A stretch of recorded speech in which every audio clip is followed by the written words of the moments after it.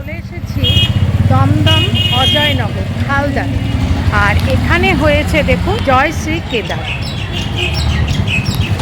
একদম কেদারনাথের মন্দিরের আদলে তৈরি হয়েছে।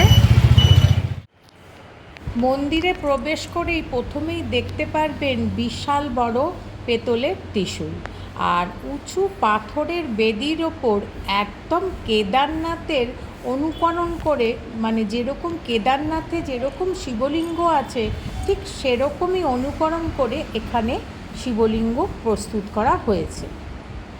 আর আর রয়েছে তার পাশেই রয়েছে ছোট্ট একটা নন্দী মহারাজ, আর তার পাশেই রয়েছে গৌরী পটের ওপরে যেই শিবলিঙ্গ আমরা দেখে থাকি সেই শিবলিঙ্গ, আর তার সামনেই রয়েছে বাসুকীনাথ।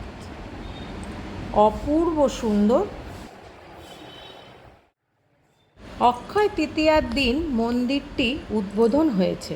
আরও কিছু জানতে হলে আমার ইউটিউবে একটা ছোট্ট চ্যানেল আছে, লিনাস ওয়ার্ল্ড, ওটি অবশ্যই দেখে নেবেন।